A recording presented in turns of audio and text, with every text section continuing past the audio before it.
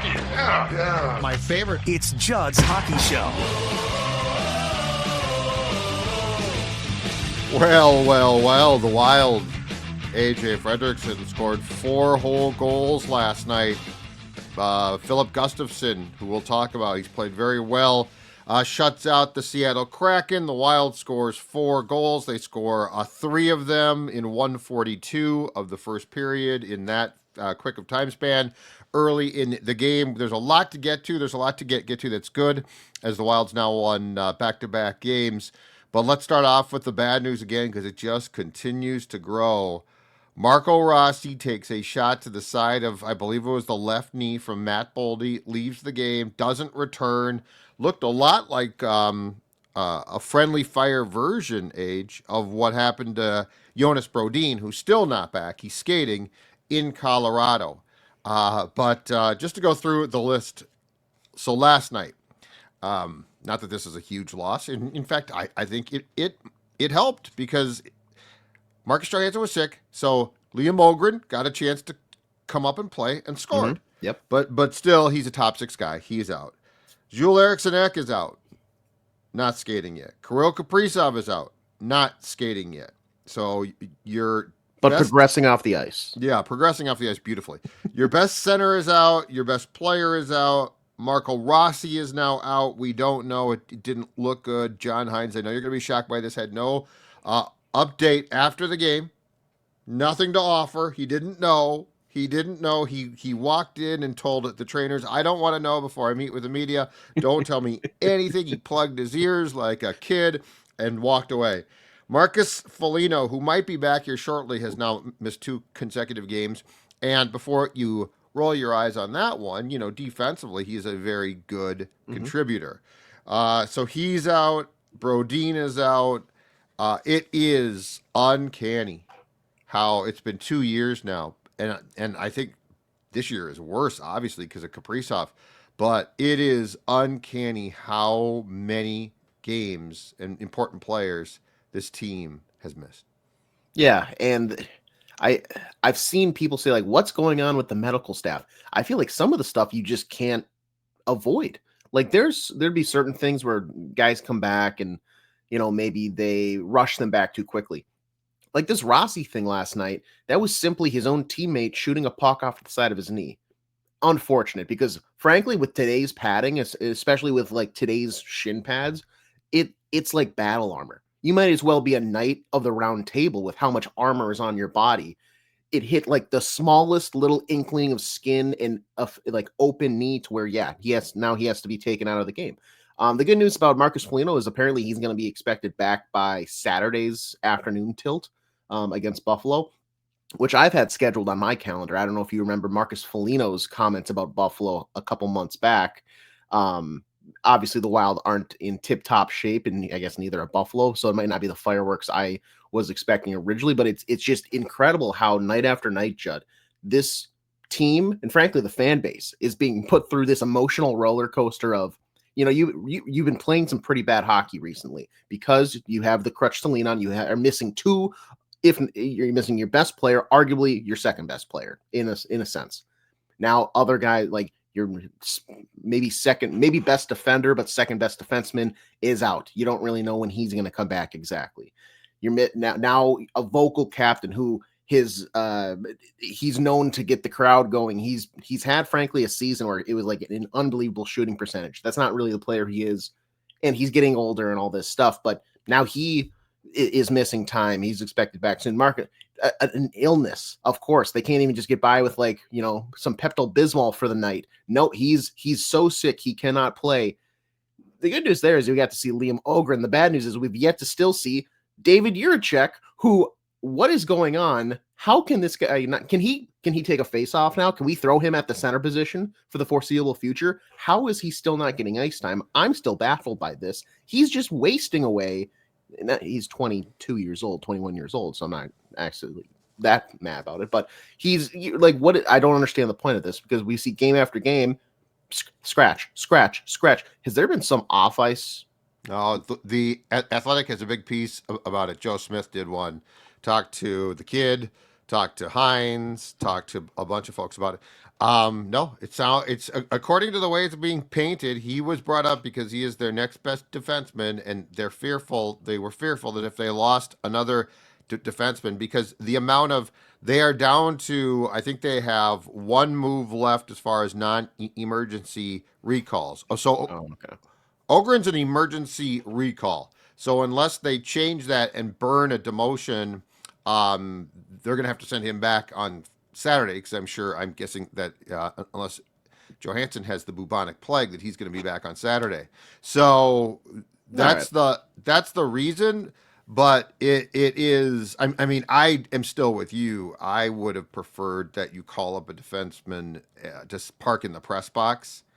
Yeah. Now it sounds like behind the scenes that uh, your check is doing a bunch of power skating with their power skating coach Andy Ness, doing a bunch of work, So, and I guess that's good. He gets to do it here, but I'm totally with you. That one makes no sense. I don't like it. I think that I guess he has missed, according to the Athletic Star, he's missed 3 Iowa games. So their schedule right now must not be very heavy. Okay. But I'm with you on that. That's a weird one. But the Rossi thing didn't look good. No. It doesn't look good. He didn't come back. He's a pretty tough kid too. Like he is. He plays through stuff. Yeah, and the fact that he couldn't really put that much weight Yeah. on it, getting back to the bench, and had to be helped down the tunnel. Yeah. Granted, there could be that initial sting factor of just being cautious about it, but to me, that does not look good. But I'm excited to find that he's day to week to month here in the coming days. So Ryan Hartman is going to bump up now to your, I would guess, for Saturday, and perhaps the foreseeable future, since Jules Eriksson X not skating yet. Ryan Hartman is going to become your number 1 center. Almost certainly he was last night for the most part after Rossi left. He has scored in 2 consecutive games. And I will say this. We are getting the smart, engaged, playing really well Hartman, which is sort of what he did through the anomaly of the entire year that he played with Kaprizov and Zuccarello a few years back, when he had the great year and scored 30+ goals. My pessimism on this is, how long will it last, though? Because in the last couple of years, it never seems to last. But if this is the Hartman that you get, that's great. The issue is, he got suspended for 10 games. It was reduced to 8. I think he served 8 or 9 games of the suspension before he came back. He clearly is on his best behavior, which also means he's playing smart. And when he plays smart, he's a very serviceable / contributing player. Like he is a asset to your team. But I now have the question in watching this, how long does this last? Because it's never, in the past couple of years, something happens and he gets mad or he gets distracted, and I don't know what exactly takes place. If this is the Hartman that you're going to get, I really like this player. Mm-hmm. My problem is, I feel like it would be naive to now assume for the long term that this is the Ryan Hartman that you're going to see game in, game out. Yeah, player wise, I feel like he's an elite 3rd line center. Like, he is tremendous at that job, but he's, to your point, serviceable, to steal that term, we've seen him do it at the top line. We've seen him do it at the second line. So if he has to be there during injuries, sure, I can live with that. He's going to do the job, but we need the version that we're currently seeing. And I'm scared the honeymoon phase of this post suspension era for Ryan Hartman is going to come to an end sometime soon, because frankly, all it could take is a rough corner scrum against Buffalo. Alex Tuck gets in his face and lets them know, hey, don't you guys wish you still had me, blah, blah, blah. He says something a little off cuff, and Hartman loses his mind and blah, blah, blah. Race car in the red. And then we're back to where we began. Right now, though, from what we've seen since his return to the team, whatever disciplinary stuff, whatever comments behind the scenes about, hey, you need to control your attitude a little bit more, it's clearly worked, and I like this version. The guy, and sometimes this is more a tongue-in-cheek comment, but he was a 1st-round selection for a reason. It's not like this guy didn't have any skill and he's gotten here solely based off hard work. He is a hard-working player. He is gritty. He's blue-collar hockey, but also he's got talent. Is it top-end talent in this league relative to players? I think that's arguable. compared to the bottom liners, yes, but compared to top liners, he doesn't really fit in that category.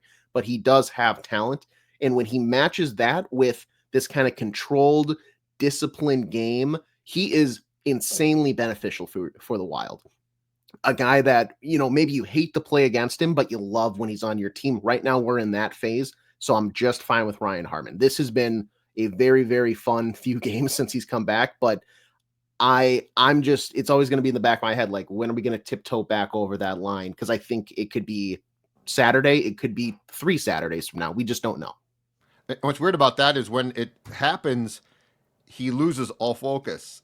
So it's not just like a dumb penalty, which can certainly take place, but to what you're saying, and I agree with this, it then just the focus goes out the door, and now the game suffers. Mm-hmm. And that's because it could be in the first period, and then the rest of the game, it's like a chicken with and then it might be 2 weeks. Exactly. But what's weird about it is the game suffers for extended periods. Mm-hmm. But like last night and the way he's playing now, coming off being disciplined, coming off being bag skated continually, like it's no secret why he's playing this way now. If he can harness this though, like this is a player that yes, I want. But what I don't want is to be fooled and be like, okay, he's turned the perpetual corner, and then you start next year and it's the same old crap. Because yeah, he's a guy that when he's playing like he is right now, I like the fact that opposing teams hate him, and he's a contributor. Mm-hmm.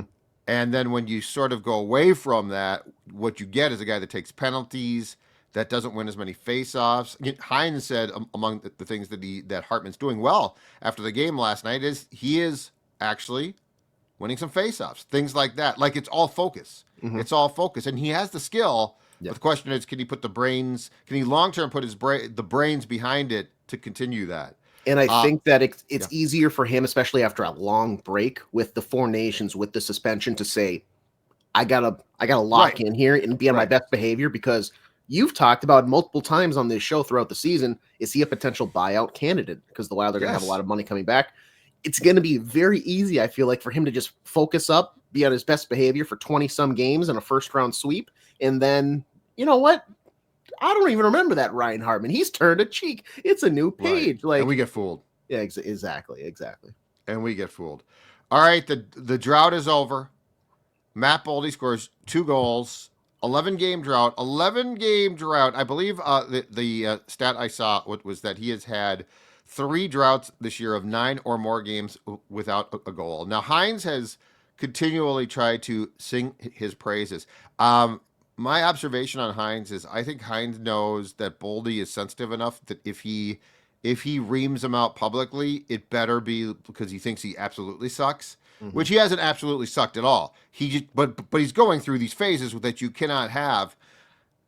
The empty net goal aside, because clearly it was just that. Yeah. The goal that he scored in the sequence that the Wild scored 3 goals in a minute and 42 seconds, including the Boldy one, which was the second of the 3. Did you see where it came from? He was in the slot. It might not have been the exact goal that I envision when I talk about Bolds getting dirty, but it was in an area where I want to see him more, and hopefully this now sparks him into scoring some damn goals, because this team needs it. And second of all, he is now tied with Kirill Kaprizov in 60-plus games, and I think Kirill's played 39 for the team lead in goal scoring. Kirill is no longer alone, despite the fact that he has not played, or he's played 3 games since December the 23rd. Yeah, after last night, and I'm assuming this is going to change, Matt Boldy is one of 3 players that has played every single game for the Minnesota Wild this year, also including Freddie Gaudreau and Marco Rossi. Marco Rossi probably going to drop out of that category here coming soon.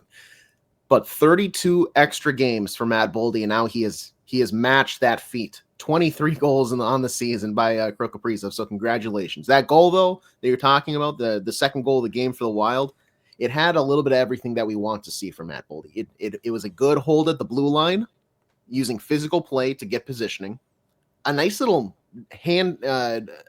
deke to kind of like sidestep a defender, rushing at the top, and then a pass give off, and then was positioning, to your point, which is kind of circling. Let's help along the half wall. It was a little bit of a plinko play by the Kraken to just kind of throw it off a skate and trickled out front. But the fact that he was already going in motion to the front of the net to pick up the puck and didn't hesitate. There was no let's make an extra move, Judd. It was let's just shoot the puck on Filip Gustavsson.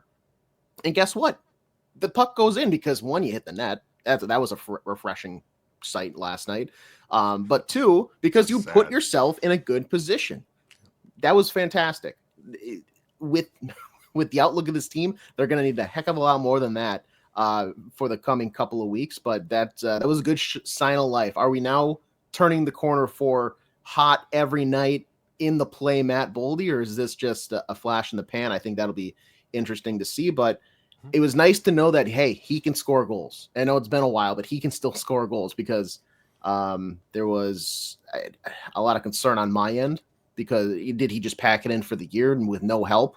Is he now this type of player where he needs high-end talent, similar to almost how I think Matt Zuccarello can be sometimes? Not that he doesn't have skill, but that he's not necessarily a driver of play, but that he's more of a passenger.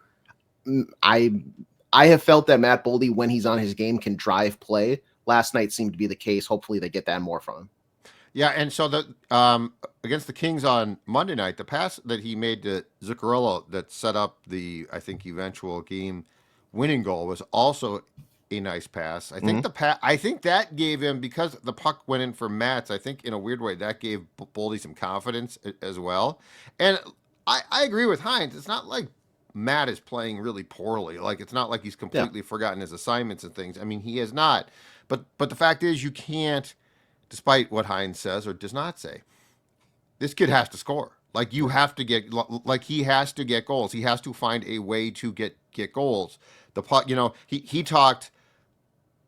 Boldy took a very attempted, a mature approach last night, saying, that you can't press too hard, blah, all of the stuff that you say when it's been 11 games since you scored and you scored 2 goals. Yep. But he also talked about the fact that there have been games, and I think this is a game that we discussed on the show in talking about the state of Boldy a week ago. He's like, I've had 9 shots on goal, and they don't go in. And yeah, on the stat sheet, he's right. But we've also talked about the fact that where are those 9 shots coming from? Mm-hmm. So it's not. Not to mention how many you've missed the net completely on. Yeah. But but if the 9 shots are coming from the perimeter, that shouldn't be your game, and who cares? Mm-hmm. If the 9 shots are coming from the slot, like last night, and the goaltender's just perhaps making a great glove or waffle board save, that's different. But this isn't this isn't up for debate. Like, it's not like, well, yeah, it's nice he scored, I hope he can score some more. What you're saying is right. He has to score. Yeah. Like, you have to get goals from him, and quite frankly, there's no reason why you aren't. 3 streaks of 9 or more games without a goal for that guy is ridiculous. Yeah, it's off the charts. I mean, that's an off the charts problem. Let's say he had 1 streak like that. Okay, not great. 1 streak. Yeah, but when it's 3, it's the hockey gods grabbing you by the scruff of the neck and saying, "Here's what you need to do to score goals." Mm-hmm. So you have to change something. You can't just expect, what I'm doing is gonna work eventually. I can't leave for work at 9:05 to go into the office and expect there to just be like, there's always traffic at that time. I wonder why. I can't just expect to leave at that time and think that one of these days it's going to be easy driving all the way in, summer cruise. And no, I got to either leave earlier or probably work from home. Right. Exactly right. Or drive on the shoulder. Yes. That's the slot. Drive on the shoulder. Live dangerously. Might get pinched. You might get pinched, but if you don't get pinched, you're going to get to work on time. And that's where Boldy, that's what drives me nuts, though. I shot from the circle. I shot from here. I shot from, 9 shots. 9 shots doesn't tell a story. Yeah. Where are those shots coming from? The goal he scored last night is, and this goes back to the point of, you also have to hit the net, which a lot of players on this team are incapable of doing. And, I don't want to get into this because we beat it into the ground. But, I mean, watching Trennan last night on that partial breakaway was one of the more painful things I've ever seen in my life. And I've seen a lot of painful things. I'll differ with you a little bit because that was unfortunate. I was rooting for Yakov there. So was I. But I will say, I thought other than that, I want to go first off, give him a round of applause. Season high 17-14 of ice time. And there was no point that I felt like he was putting the game in any jeopardy whatsoever. Besides that one little low light where he had a breakaway and couldn't get a shot off, I thought he had a really good game. Like he was getting to the net. He had some chances. Like, yeah. And I understand you're like a third line at best, but mostly fourth line type of guy who we feel probably got overpaid, but I'm not going to fault him for signing a contract to get paid. That's more in the Wild. If we can get that sort of, and I don't need the minutes, but if that type of performance is what you can produce, like that's all I want from you. That's all I want. Don't you just want some hands though? Don't you just want some hands? The puck dribbled off his stick. Don't you just want here's the thing is he is in position to score. A lot more than you'd think. Oh yeah, no, I can see what the Wild saw, but there's just one problem. He's got mallets for hands. So like that's the thing is he does not have a game like he did last night every game. It feels like of late, and I don't know, this is just from the eye test. It feels like of late he is more involved. So I agree. I'll give him that. I feel like we've taken a step in the right direction. That's why for the hands part, beggars can't be choosers. I want baby steps. Like we're getting better performances. Yeah. Once those are consistent, then it's like, okay, now let's talk about the hands. If you could bury a puck just once in a while. He's on the third line, and he played a time because they had to juggle the lines. When Rossi got hurt, they had to start juggling things. I'm fine with him checking, and if he's playing hard, he puts himself in position to score. If he had any hands at all, he'd probably have five more goals. He probably, for how much he does, if he had a finishing bone in his body, I would not be shocked if he scored 20 in a season. Like he is in position so much that he's in position, there's huge periods of time where he's not. That's very true. But as of late, yes. But especially since acquiring Brazeau, it seems like they just like first off, as anti that line as I think I was right away, like it's very slow guys. They seem to just work the puck to the front and they kind of get lucky to where they get chances. Just none of them can finish a goal. That's the biggest, including Shore, including Brazeau, who I was told has a little bit of a scoring touch, but I've yet to seen it. Yeah, if they could just finish, and now we're back to the Husnudinov conversation, which is he's in position and the eye test is there, but he's just not able to actually put the puck in the net. Yeah, well, he can. The thing that I appreciate, and he's got 4 goals, but the Husnudinov thing I appreciate is that when he is in front, he's got some tipping ability. Yeah, like I just don't know that Trenton has any. And it's funny because he scored a short-handed goal. Forget against whom, Utah perhaps. Earlier in the season, that was really nice. Colorado. I think it was Capitals. Oh, okay. I think it was the Capitals. Right. Charlie Lindgren got caught out, I think, behind his net. But he showed some hands there, and I'm like, oh, he's got some hands, and then we haven't seen it since. But yeah, if his greatest hope would be to have the ability to clean up the garbage in front. Yeah. But his hands are just not there. His game is just brute force. He doesn't have that finesse. So he probably is not going to stay. I don't know what the rule. Well, and it was an emergency recall, which does make it a roster decision. But I will say this: with where this team is at goal scoring wise, Liam Öhgren should be here right now. Yes, full time. He has, I believe it's 12 or 14 goals in Iowa. His goal last night was actually his first of his career, I think, at the X. But Liam Öhgren has enough ability that he might, I'm not saying he's perfect and I'm not saying he won't screw up, but with the current status of this team scoring goals, if they're trying to win games, he should be here. He's got 14 and 14 for 28 points in 29 games with the Iowa Wild this season. I mean, if that doesn't scream like a guy that the Wild could use on their roster every day, obviously that's the AHL. But still, but what we saw last night, besides the goal he was putting himself in position over and over again in that high danger area. Was the puck always getting to him? No. But that necessarily isn't his fault. And when he was getting the puck there, he wasn't putting it 5 feet high of the net into, the third row of seats. He was putting it off the goalie so that his teammates on the same line can crash the net for a secondary opportunity. Sometimes it was there, sometimes it wasn't. That's just how hockey works. He clearly, this is why I'm excited about this guy. And I feel you're excited about him too, because he looks like an upgrade on what you've been getting at that second wing position all season long. It's going to be very hard to not have him there next year. But right now, given the state of the team and how many key pieces they're missing, I'd be hard pressed to hear an argument of why they feel it's necessary to put him back down in the AHL. Unless you're fully throwing in the towel, but he seems like a guy that's helping you immediately, and there's no reason to, have that mindset. You don't have a pick, you're still in the playoff spot. You're still, frankly, I think, even with the injuries, a good enough team to where you're going to beat up on a team like the Kraken most nights. It's unfortunate that we're not going to get more of the performances like we saw last night for this home stretch, and now we're halfway through, and you're now just kind of finding your footing. But Liam Öhgren on the Minnesota Wild should be almost just mandatory at this point based on what we saw.